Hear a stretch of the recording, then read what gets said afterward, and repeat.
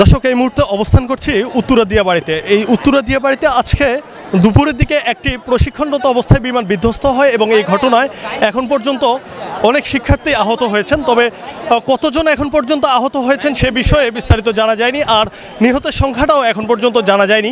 তো এই ঘটনাকে কেন্দ্র করে এখানে কিন্তু একটা উত্তপ্ত পরিস্থিতি বিরাজ করছে। আইনশৃঙ্খলা বাহিনী ভিতরে প্রবেশ করতে আইনশৃঙ্খলা বাহিনী মানুষকে ভিতরে ঢুকতে দিচ্ছে না, গেট মুখে আটকে দেওয়া হয়েছে এবং গণমাধ্যম কর্মীরা এখানে অবস্থান করছে। তো আপনাদেরকে একটু দেখানোর চেষ্টা করব। তো এখন পর্যন্ত আমরা আসার পর থেকে বেশ কয়েকটা অ্যাম্বুলেন্স সে আহতদেরকে নিয়ে এখান থেকে বের হয়েছে। তো উদ্ধার কাজে অংশ নিয়েছে বিজিবি, আর্মি, পুলিশ সহ বিভিন্ন আইনশৃঙ্খলা বাহিনীর সদস্যরা। তো পাশাপাশি সাহায্য করছে এই কলেজে, স্কুল অ্যান্ড কলেজের শিক্ষার্থীরাও কিন্তু তাদের কাজে সহযোগিতা করছে। তো এই অতিরিক্ত মানুষের ভিড়ের কারণে কিন্তু ভিতরে ঢুকতে দেওয়া হচ্ছে না, ঘটনাস্থলে কিন্তু কাউকে যেতে দেওয়া হচ্ছে না। তো গণমাধ্যম কর্মীরা প্রথম দিকে ভিতরে গেলেও এখন কিন্তু ভিতরে ঢুকতে দেওয়া হচ্ছে না। তো গণমাধ্যম কর্মীরা কিন্তু সড়কে অবস্থান নিয়েছে এবং যে যার অবস্থান থেকে এখানেই কিন্তু তারা কাজ চালিয়ে যাচ্ছে। তো এই ঘটনাকে কেন্দ্র করে কিন্তু পরিস্থিতি কিন্তু এখন খুবই উত্তপ্ত। তো আইনশৃঙ্খলা বাহিনীর সদস্যরাও কিন্তু এত ব্যস্ত যে তারাও কিন্তু এখন পর্যন্ত কারোর সাথে কথা বলতে পারছে না। তো দেখতে পাচ্ছেন মানুষের জটলা, মানুষ, উৎসুক জনতা এখানে ভিড় করেছে। যদিও ঘটনাটা দুঃখজনক, কিন্তু মানুষের উৎসুক জনতার ভিড় দেখে অন্য কিছুই মনে হচ্ছে। তো নিহতের সংখ্যা কিন্তু এখনও জানা যায়নি, আর আহত কয়জন হয়েছেন সে বিষয়েও কিন্তু এখনও বিস্তারিত জানা যায়নি। তবে শেষ খবর পাওয়া পর্যন্ত বার্ন ইউনিটে এখন পর্যন্ত 60 জনকে নেওয়া হয়েছে। শেষ খবর পর্যন্ত এটাই জানা গেছে। তবে নিহতের সংখ্যা কিন্তু এখনও নির্দিষ্ট করে কিছু বলা হয়নি। ধারণা করা হচ্ছে হতাহতের সংখ্যা আরও বাড়তে পারে। জনতার সাথে কথা বলবো। তো আপনি এখানে কতক্ষণ থেকে এখানে আছেন? আধা ঘন্টা থেকে আছেন। আচ্ছা, আপনি আসার পর থেকে এখানে কি দেখতে পাচ্ছেন? এখানে আসার পর থেকে দেখতে পাচ্ছি যে এখানে ভলান্টিয়ার কিছু ছাত্র সবাইকে দূরত্ব বজায় রেখে ব্যবস্থা করে দিচ্ছে। অ্যাম্বুলেন্স যথারীতি যাতে ঢুকতে পারে, জনগণ যাতে সহজে দেখতে পারে, এবং ভলান্টিয়ার সার্ভিস যারা দায়িত্বরত কাজের আছে তারা যাতে সঠিকভাবে ব্যবস্থা নিতে পারে সে ধরনের সার্বিক সহযোগিতা সবাই করছে। আচ্ছা, এখানে উপস্থিত এই যে দর্শক উৎসুক যে জনতা, এদের জন্য কি আইন শৃঙ্খলা বাহিনী বা যারা সাহায্য করছে ওদের কি কাজে কোনো সমস্যা হচ্ছে? আপনার কি মনে হয়? আমার কাছে মনে হয় যে যার যার জায়গা থেকে যে যেভাবে পারছে তারা সেলফ মোটিভেটেড হয়ে সবাই সহযোগিতা করছে। এখানে অন্য কোনো সহযোগিতার এখানে দরকার নাই বলে আমি মনে করি। রক্ত থেকে শুরু করে যার যেভাবে সহযোগিতার হাত বাড়িয়ে দেওয়া দরকার সেভাবে সে সবাই করতেছে। এজন্য সবাইকে আমি মনে করি যে এরা ধন্যবাদের যোগ্য। আচ্ছা, আমরা এখন যার সাথে কথা বলছিলাম উনি একজন এখানে উপস্থিত জনতা। তিনি জানালেন যে এখানে যারা উপস্থিত আছে সবাই সবার স্থান থেকে কিন্তু সাহায্য করার চেষ্টা করছে, যেভাবে পারে সাহায্য করছে। আর একটু আগেই কিন্তু ঘোষণা দেওয়া হয়েছিল যে ঢাকা মেডিকেল কলেজ হাসপাতালে যারা ভর্তি আছেন তাদের জন্য কিন্তু প্রচুর পরিমাণে রক্ত লাগবে। তো তারা জানিয়েছেন যে কেউ যদি নিজ থেকে রক্ত দিতে চান বা সম্ভব হয় তাহলে কিন্তু ঢাকা মেডিকেলে গিয়ে রক্ত দেওয়ার জন্য, কারণ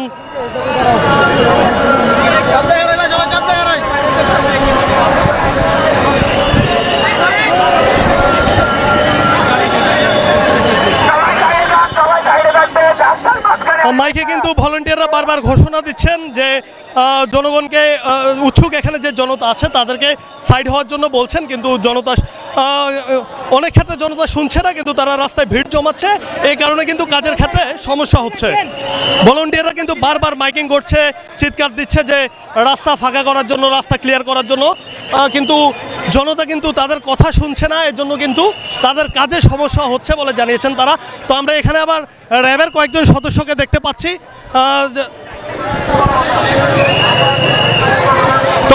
তো আমরা একটু কথা বলার চেষ্টা করব, একজন র্যাবের সদস্যের সঙ্গে কথা বলার চেষ্টা করব। ছোট করে যদি পরিস্থিতি সম্পর্কে, সর্বশেষ পরিস্থিতি সম্পর্কে একটু জানাতেন। আসলে আমি তো কতজন নিহত হয়েছে, আহত হয়েছে, বা ঘটনার সূত্রপাত কিভাবে সে বিষয়ে? আমার এগুলো জিজ্ঞাসা করে লাভ নাই, কথা বলছেন। আমার সাথে বড় বড় ঊর্ধ্বতন কর্মকর্তা আছে। ঠিক আচ্ছা আছে? আচ্ছা, আমি নিষেধ আছে আপনাদের? হ্যাঁ। আচ্ছা ঠিক আছে, আমি একজন র্যাবের সদস্যের সঙ্গে কথা বলতে চেষ্টা করেছি, কিন্তু তিনি জানালেন এখনোই নিশ্চিত না হয়ে কিছু বলা যাচ্ছে না, তাদের নিষেধ আছে। কোনো ঘটনা সম্পর্কে নিশ্চিত না হয়ে যাতে কিছু না বলা হয় সে বিষয়ে তাদের উপর ঘটনা আছে বলে জানিয়েছেন তিনি।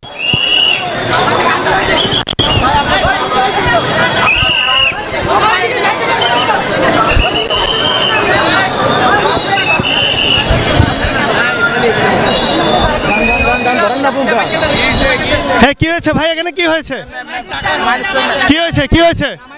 নামাই দিচ্ছে, নামাই দিচ্ছে। আচ্ছা আচ্ছা,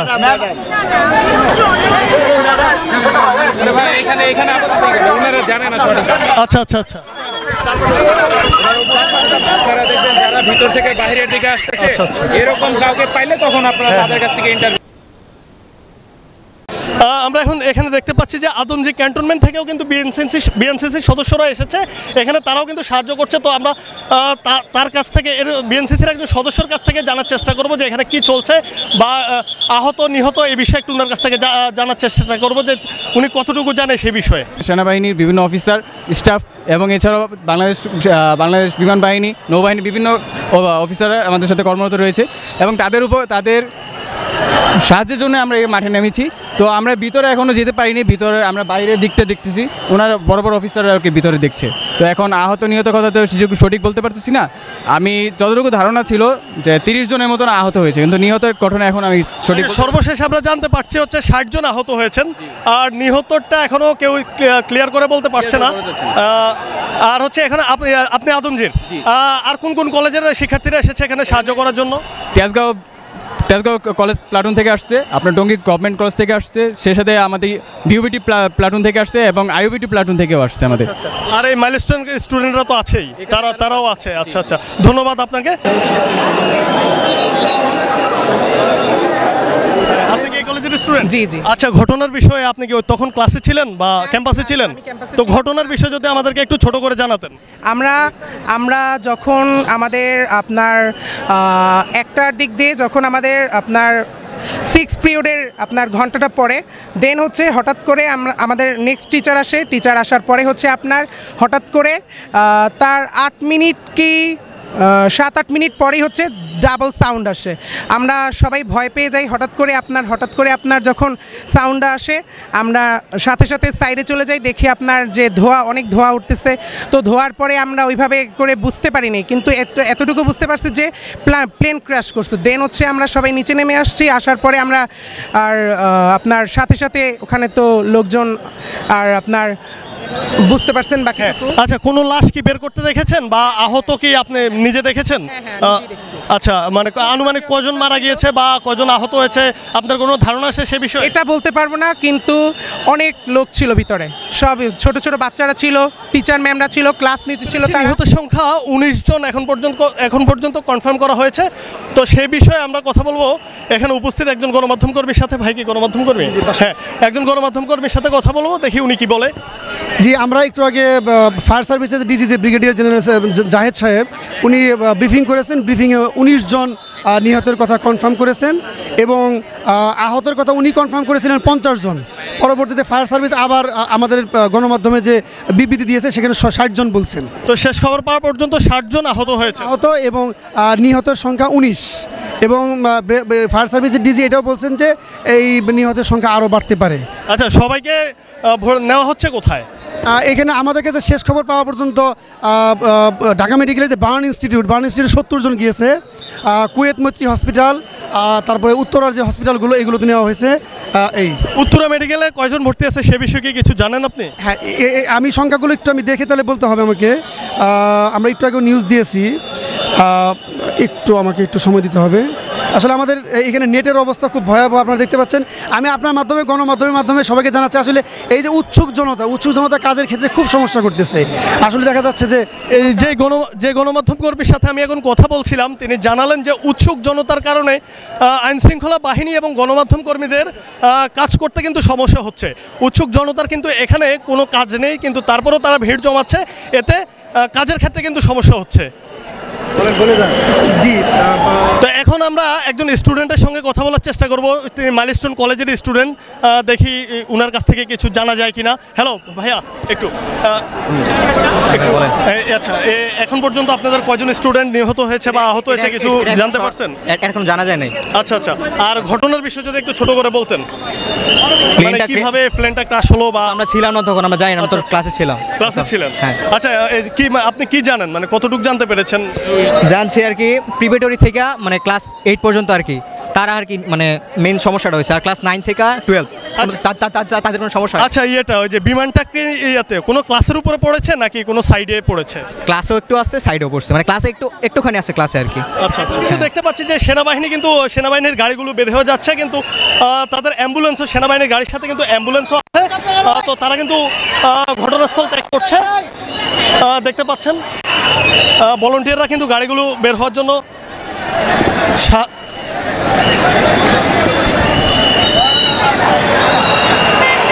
সেনাবাহিনীর ঊর্ধ্বতন কর্মকর্তা যারা আছে তারা কিন্তু ঘটনাস্থল ত্যাগ করছেন, আপনারা দেখতে পাচ্ছেন।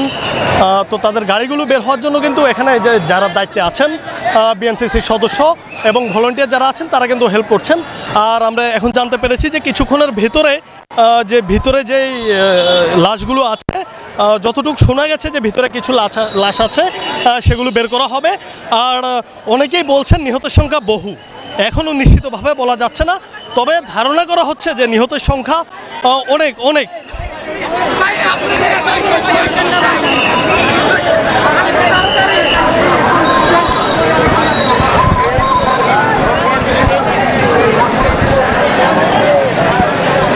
আমরা এখানে উপস্থিত একজন যে ট্রাফিক সহায়তাকারী যারা আছে তার সাথে কথা বলার চেষ্টা করব।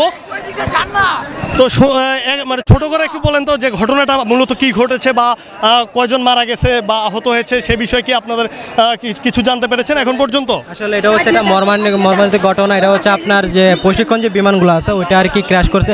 এখন কি কারণে ক্র্যাশ করে সেটা তার আমরা এখন বলতে পারি না। আর হতাহত প্রায় 300 শতাধিক এরকম হবে, আর নিহত প্রায় 60+ এরকমটা হবে। আর খুবই হ্যাঁ, নিহত প্রায় 60+ হবে। আর হচ্ছে আপনার এখন আপাতত প্লেন যে ধ্বংসাবশেষ আছে ওগুলো আর কি ওটা রেস্কিউ করা হচ্ছে, আর ভিতর থেকে নিয়ে যাওয়া হচ্ছে আর কি।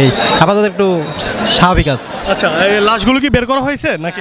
লাশ বের করা হয়েছে, এখনও 2-1টা কিছু থাকতে পারে, সেটা এখনও তারা তদন্ত করে দেখতেছে। আর এমনি সব নিয়ে যাওয়া হয়েছে। জি, ধন্যবাদ।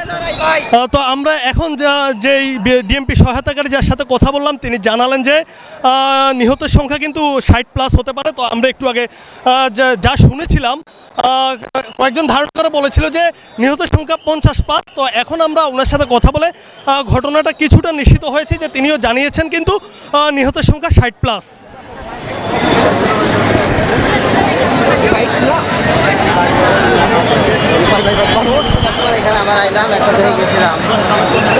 কতক্ষণ পর্যন্ত আসলে উদ্ধার অভিযান চলবে বা আহতদের হাসপাতালে নেওয়া হবে, তো সে বিষয়ে কিন্তু এখনও নিশ্চিতভাবে বলা যাচ্ছে না।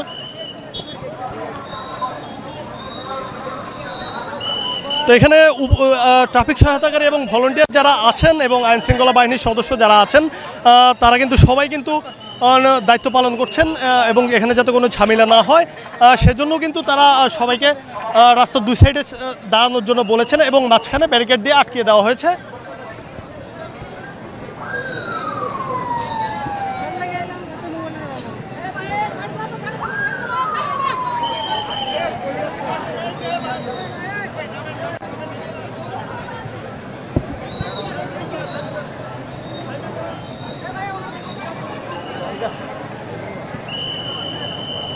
তো বিভিন্ন সূত্রে আসলে এখানে যারা উপস্থিত আছেন কিন্তু তাদের মাধ্যমে আমরা জানতে পেরেছি যে তারা বলেছেন নিহতের সংখ্যা কিন্তু 60+, কিন্তু এখনও বিষয়টি কিন্তু নিশ্চিতভাবে জানানো হয়নি।